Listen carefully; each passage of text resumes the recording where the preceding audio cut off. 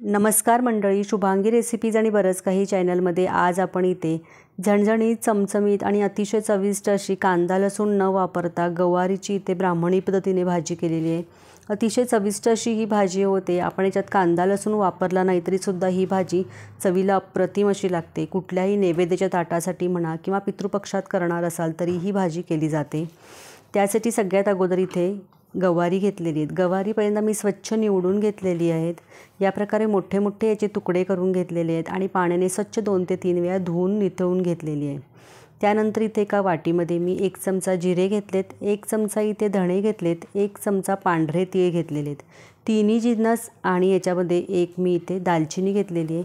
आता हे सगळे जिन्नस मी इथे पहिल्यांदा भाजून घेणार आहे। कढई गरम करून घेतलेली आहे, त्यामध्ये हे सगळे जिन्नस आता पहिल्यांदा भाजून घ्यायचे आहेत। आपल्याला सगळे जिन्नस आपल्याला हलकेसे सोनेरी होईपर्यंत भाजून घ्यायचे आहेत। तीळसुद्धा उडायला लागतात आणि धणे आणि जिरेचा मस्त खमंग असा वास येतो। हे सगळे जिन्नस भाजून झालेले आहेत आता आणि थोडेसे हलकेसे थंड करून घेतले आणि त्यानंतर मी इथे मिक्सरमधनं हे ग्राइंड करून घेतलेलं आहे। थोडीशी जाडसर अशी ह्याची पावडर करून घ्यायची आहे। त्यानंतर इथे कढईमध्ये मी तेल गरम करून घेतलेलं आहे आणि सगळ्यात अगोदर इथे मोहरी घातलेली आहे। मोहरी छान अशी तडतडायला लागली आहे, म्हणजे त्याचा खमंग वास येतो। त्यानंतर याच्यामध्ये मी कढीपत्त्याची पानं घातली आहे आणि 1 टोमॅटो बारीक चिरलेला घातलेला आहे। आता फोडणीमध्ये टोमॅटो परतून घ्यायचा आहे आपल्याला। जिरे इथे मी घातलेले नाही आहेत, कारण आपण मगाशी जिरे भाजून त्याची पावडर करून घेतलेली आहे, त्यामुळे फोडणीत परत जिरे घालायची आवश्यकता नाही।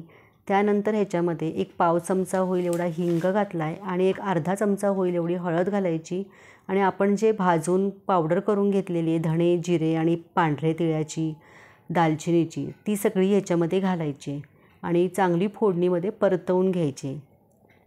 त्यानंतर ह्याच्यामध्ये गवार घालायची पूर्णपणे आणि फोडणीमध्ये व्यवस्थित परतून घ्यायची।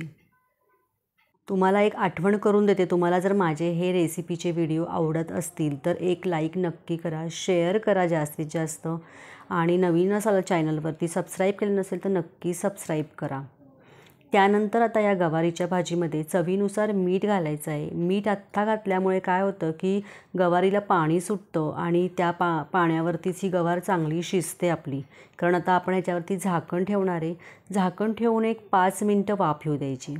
5 मिनटं चांगली इथे वाफ आलेली आहे आणि आपण इथे भाजीत अगोदर मीठ घातल्यामुळे मिठाचं पाणी सुटतं आणि त्यामुळे भाजी खाली लागत नाही आणि त्या वाफेवरच ही भाजी चांगली शिजते।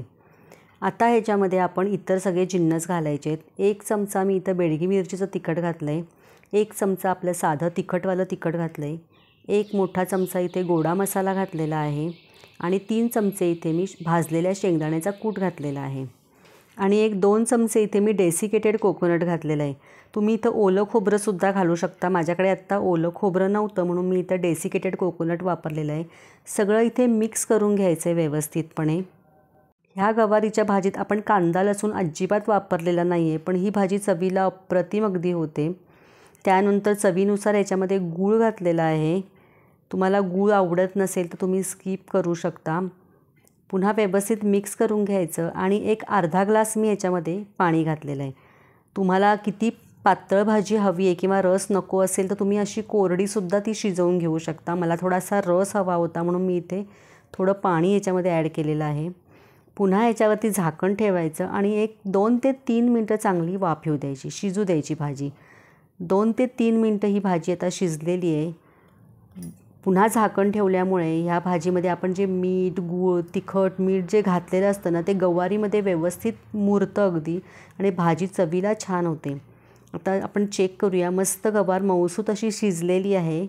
आपली इथे गवारीची भाजी तयार झालेली आहे। कांदा लसूण न वापरता झणझणीत, चमचमीत आणि अतिशय चविष्ट अशी ही गवारीची भाजी होते। वरतून पुन्हा मी डेसिकेटेड कोकोनट आणि थोडीशी कोथिंबीर याच्यामध्ये घातलेली आहे। ओल्या खोबऱ्याची चवसुद्धा खूप छान लागते किंवा तुम्ही सुकं खोबरं जरी वापरलं तरीसुद्धा ही भाजी खूप छान लागते चवीला। पुन्हा मिक्स करून घेतलेलं आहे। आपण बाऊलमध्ये सर्व करूया। मस्त अगदी दिसते, खूप चवीला पण तितकी छान होते आणि कोणत्याही नैवेद्याच्या ताटामध्ये किंवा आता पितृपक्ष जवळ आलेला आहे, पितृपक्षामध्ये ही गवारीची कांदा लसूण न वापरता भाजी केली जाते। करून बघा, कशी झाली आहे ते नक्की मला कमेंट करून सांगा। थोडी जरी आवडली असेल तर नक्की लाईक आणि सबस्क्राईब करायला विसरू नका.